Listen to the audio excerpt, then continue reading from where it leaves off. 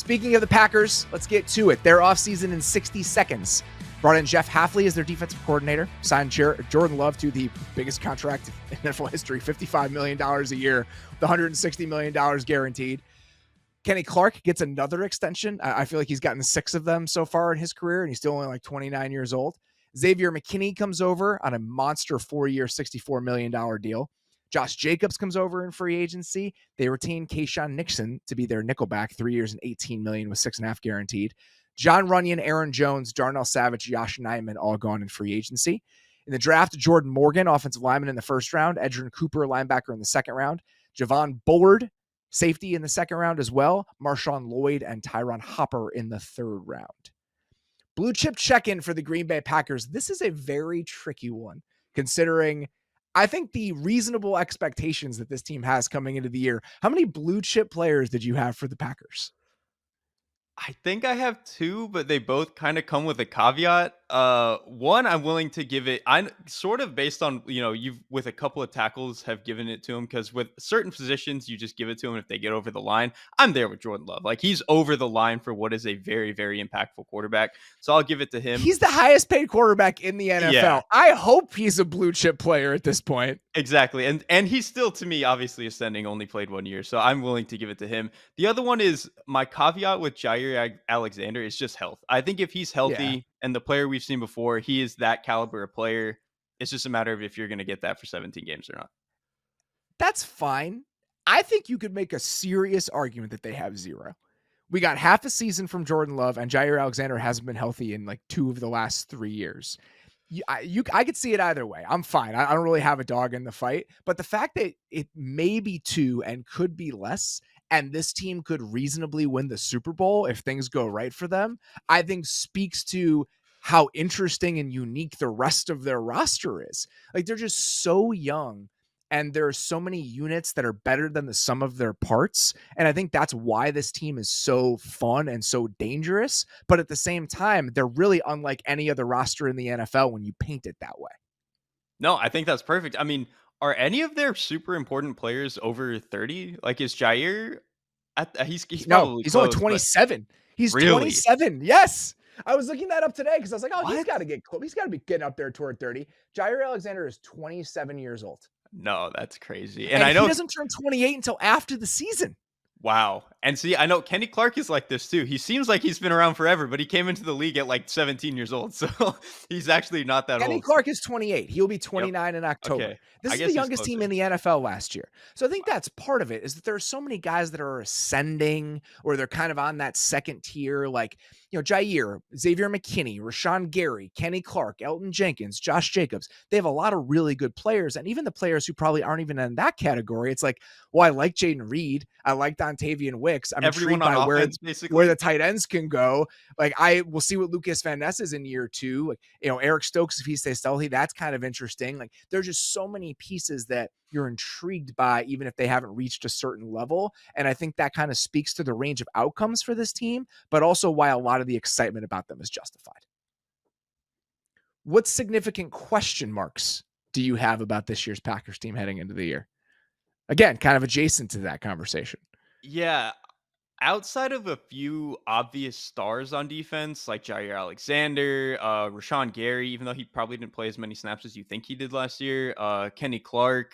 He was on a pitch count in the first half of the season, which we can talk about here in a second. But they brought him a lot slow. They brought him back slowly coming back from that ACL. Exactly. And I just kind of think outside of those few obvious stars, they still have a lot of question marks, whether it's at linebacker, the other safety spot, Bullard, promising rookie, but still a rookie at the end of the day. So they just kind of have a lot of question marks outside of the stars. I think they could play better with the new defense and all that. And there's reason to believe some of these players can be better, but still something worth monitoring. Yeah, a ton of youth and inexperience in the spine of the defense. Like, that's the first place that my mind goes. You got a rookie in Bullard coming in. Even if it's not him, Evan Williams, who's a 4th-round pick, is probably going to get a lot of snaps for this team at safety. Keyshawn Nixon, even on an extension, he's played 1,000 total snaps at nickel, like, his entire career, because of how weird his development plan was. So he's not that experienced of a player, even though he's on a second contract. Quay Walker is still really young. The second linebacker spot is kind of a question. So The middle of this defense on the second and third level, I think there's still a lot of things that need to be answered early on in the season. What do you watch in the first month with this Green Bay Packers team?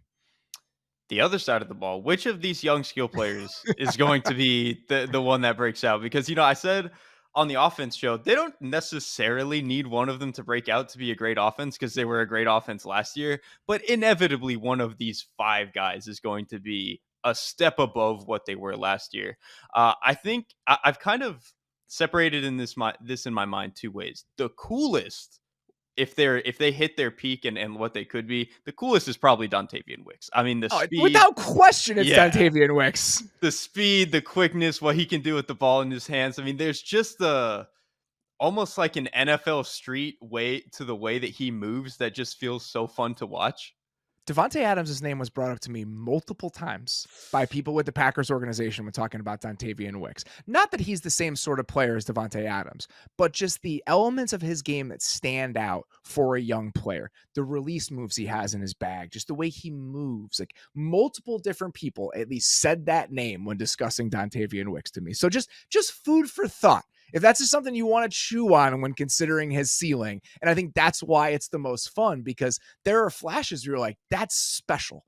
I don't know what it means in the larger recipe of this, but that is potentially special. He definitely hits that moves different type of marker. And that's why he is the most, like I said, if everything goes right for him, he is the coolest one to hit. The other part of my mind is the one I want to bet on, I think, is actually Tucker Kraft. Because he's just kind of the most complete of these players. He can block, he can play in line, he can actually still play from the slot, even though he's a little bit bigger. Really tough with the ball in his hands. Like he can actually stretch the field a little bit, even though Musgrave is obviously going to be better at that. Just kind of checks every single box. And I think when you're in a Matt LaFleur offense that is going to ask you to do everything and check every single box, he's kind of the perfect like skeleton key type of player. I just love the complementary aspect of the skill sets. Like Musgrave runs like a gazelle, and I think they are going to use him a little bit more on like runaway routes this year and big crossers. Just he's an explosive player. I mean, I think that when you have that at tight end, you kind of need to offset that with somebody who is built like, moves like, plays like Tucker Kraft. Like it fits perfectly together. And I think you could say the same thing about the receivers. Like Wicks is that kind of like slasher, on 3rd and 7. What's he going to do for you from a separation standpoint? Reed gives you explosiveness, but also some gadgety aspects to his play. Can Dobbs I say, is like Jaden Reed was way better with the ball in his hand than I thought he was going to be coming out of college. Like coming out of college, I was like, wow, he's a really good one of the route best runner. things he did last year. It blew my mind. Like truly, I was like, okay, he'll be a useful player, knowing where to be, good hands, all this stuff. They were running him on gadget stuff. I was like, really? Jaden And Reed? it works.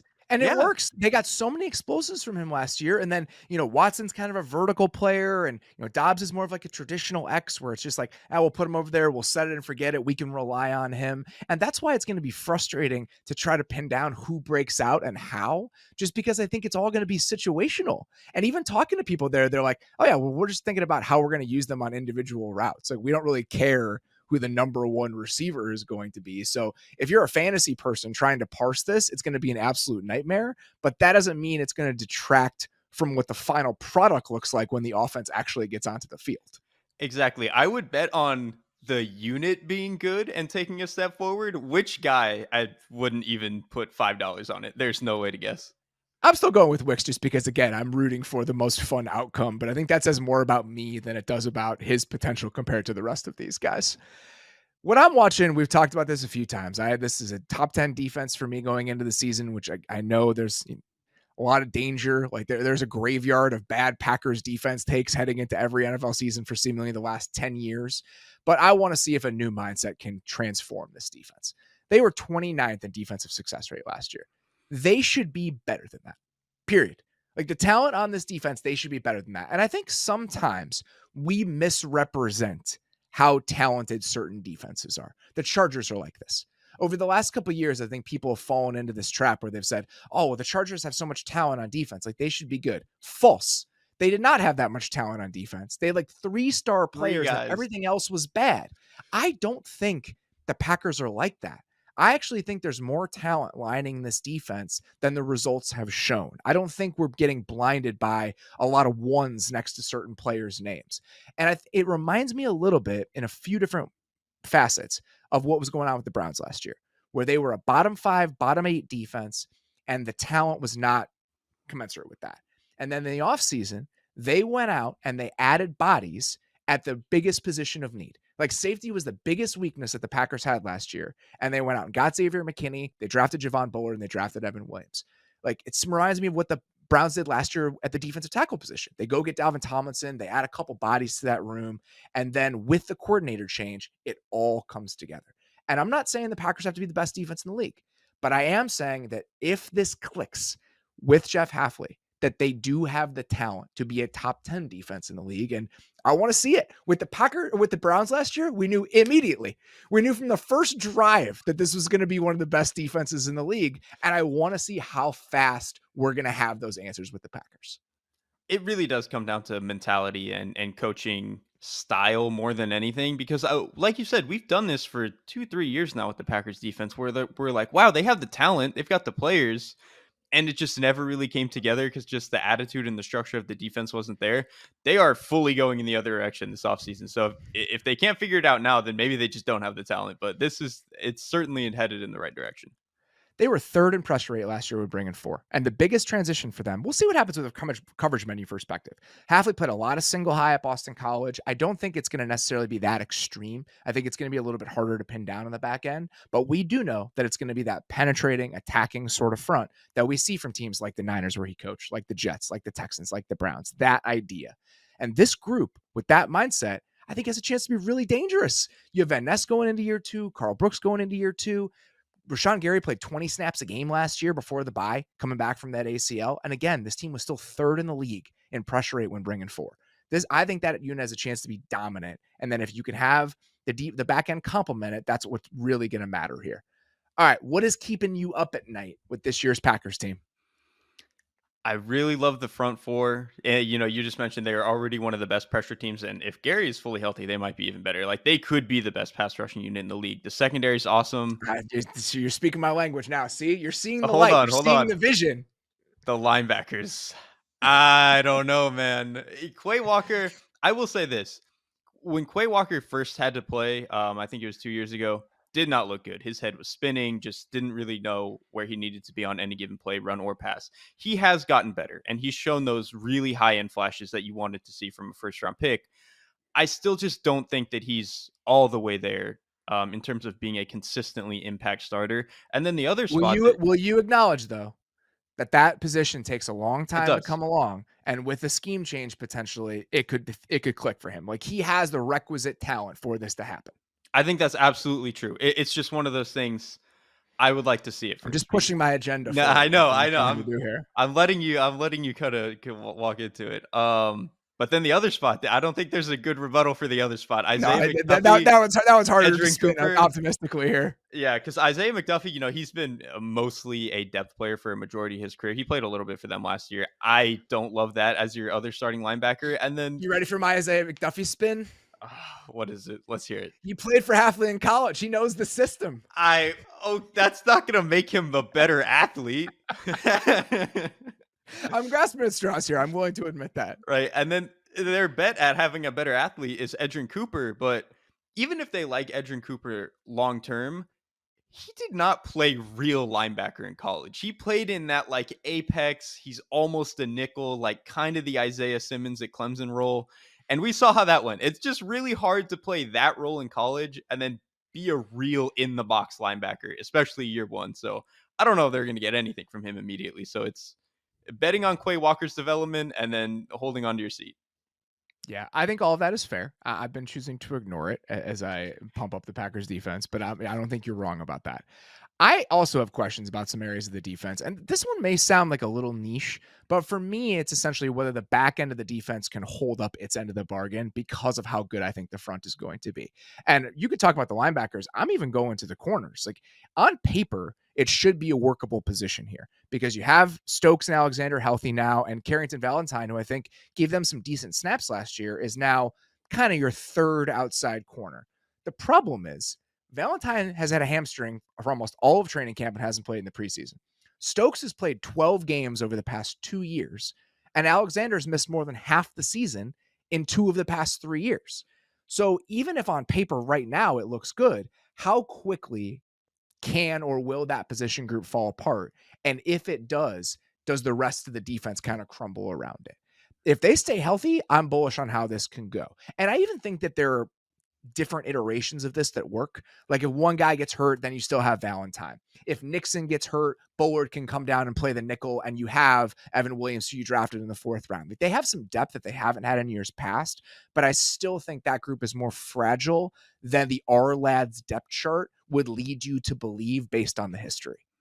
Yeah, and you can think about it two ways. You can think about it like, oh, well, they all have this injury history and Valentine's hurt now. There's no way that by October everybody's hurt again, right? But this is kind of one of those positions where when you start getting banged up, you keep getting banged up. And we've obviously already seen that with Alexander and Stokes. Valentine, it's early, so I'm not going to put that on him, but it's a pretty scary proposition. Yeah, that's my biggest worry here, is that we're just going to be sitting there on Halloween and just not knowing who those guys are and struggling to name the guys getting snaps at corner for the Packers, similar to how it went last year. That it seems to be a consistent problem for this team. What are you most excited about with this Green Bay Packers team? There's obviously a lot to be excited about with this team. New scheme change, everything we've talked about on the offense. And I know what I'm going to say is a very small thing for how many things there are to be excited about. We're going to get the best safety play we've seen in Green Bay in a really long time. I think it's huge. When you go out and sign Xavier McKinney, that right there is the best guy they've had in a while. He just is so versatile, so smart, has a ton of range in the back end. But then you go in and spend a high pick on a guy like Jonathan Bullard, who is going to give you some of that versatility, some of that physicality. I think that's a huge thing for any defense. But you have to keep in mind who they were playing back there last year. They were playing Jonathan Owens, Darnell Savage, who has like precipitously fallen off from where he was like 3 years ago, and he looked like a promising player, and Rudy Ford.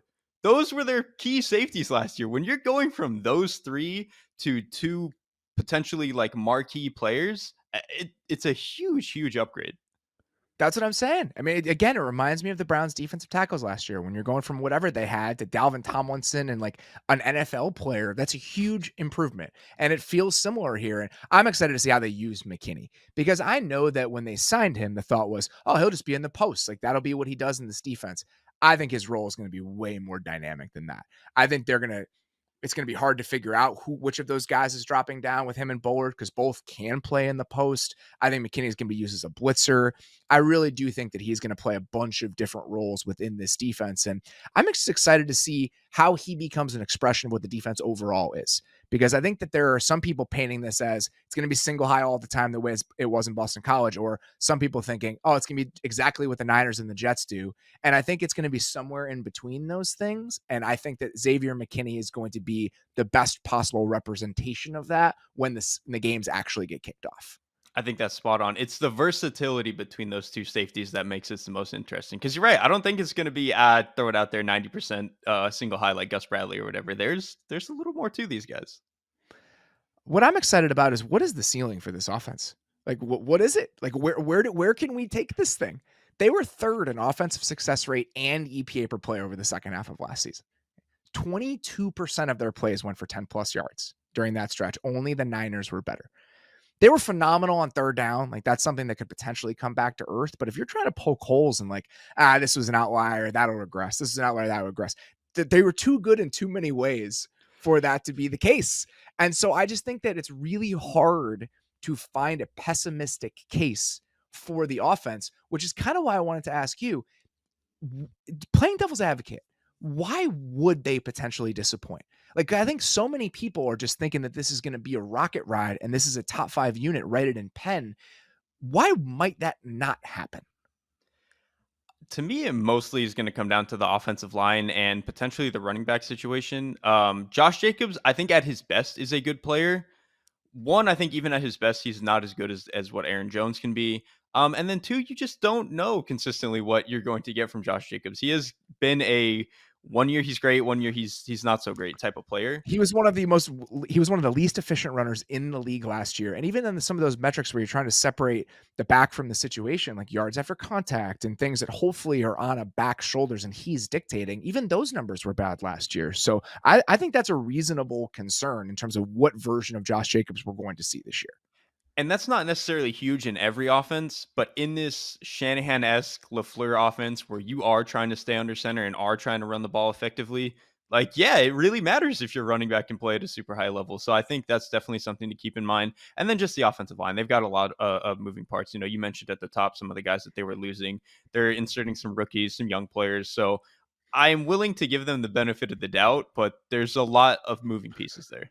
I think that's exactly right. I mean, you look at what that group overall. Rasheed Walker, I think, acquitted himself just fine near the end of last season. There's a reason he's their day one starting left tackle. He started 15 games in his NFL career. He's a former 7th-round pick who started 15 games. Elton Jenkins at left guard had a down year last year. You know, we've seen him play really good football, but did not look like the same guy playing at the same level for a good chunk of last season. Josh Myers has had his questions. You have a right guard that's a rookie. Even though he's a first-round pick, he's switching positions. And this is one thing with the Packers. Like, they don't draft guys who can only play one position. Like, most of the time they draft offensive linemen.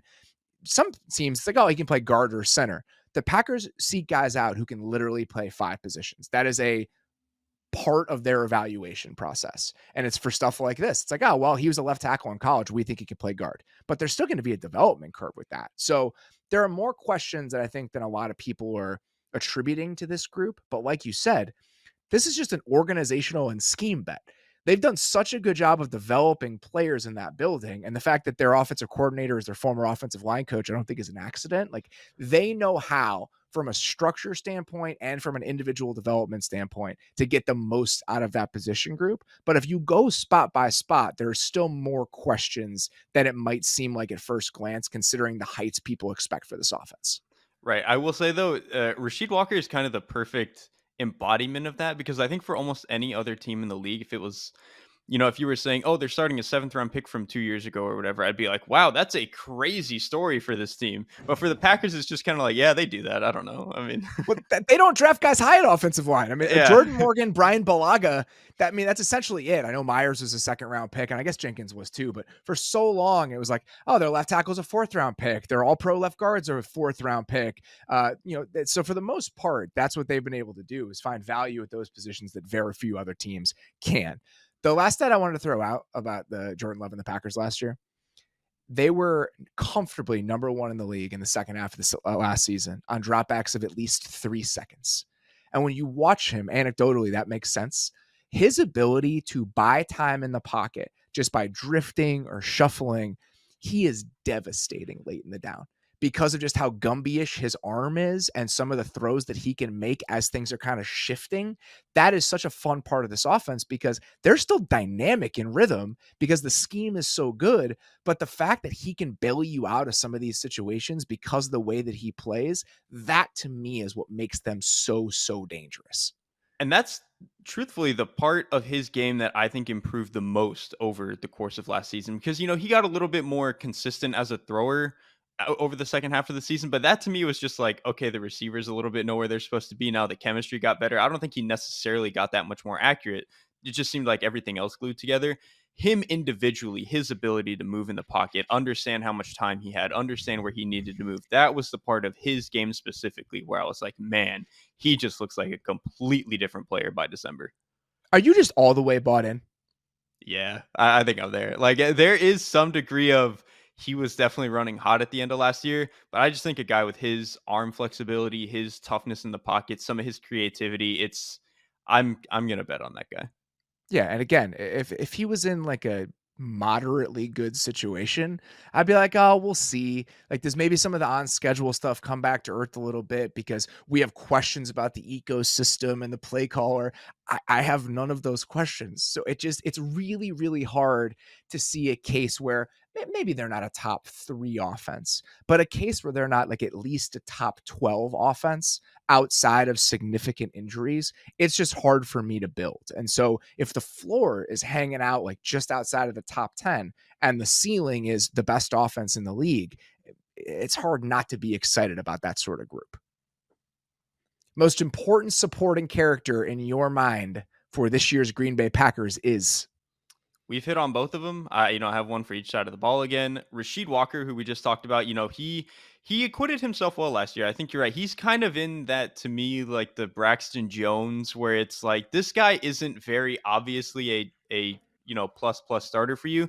But he's at the line where you need to be, and you can get by with it. So if he can maybe it's the exact reason you can move Morgan to guard. It's exactly because that guy clears the bar for you. I think that's 100% how they should think about it, and that's how they are thinking about it. He's good enough to let you get your best 5 out there, however the configuration Boom. of that Yep. is. And that's if he can take even a half step above that and be a little bit better, perfect. The offensive line is in a great spot. And then the other one is just Keyshawn Nixon. Like you mentioned, he played okay in the slot last year, but he hasn't played a lot there. So for him to go be their full-time starter now. And then the other thing is that's worth keeping in mind with Nixon. Really, really good returner, and they are obviously changing the kick return rules. There's like a chance that he goes absolutely nuclear again. So if he could maintain that helps a little bit. I know special teams is not the sexiest thing, but it does help. It can go a long way. I will admit that I probably have an anti-special teams slant that creeps into our discourse here a little bit too often. We've talked about most of these guys. For me, it's just the youth in the spine of the defense. Javon Bullard, whatever the safety combination ends up looking like, the linebackers, Keyshawn Nixon, that is hugely important. Again, I think I have faith in the line to get there on offense. I think that's the biggest question. But what happens in that area of the defense, I think, is going to go a long way in determining success or failure for this team. Speaking of, what counts as a successful season in your mind for the 2024 Packers? I think if we assume the defense is going to be some degree of better and the offense still has a lot of road to go in terms of, how young they are, how much room they have to develop, they should be in the NFC title game. And I know I just said this for the Lions as well, and there's only so many teams that can actually get there, but that should be their goal.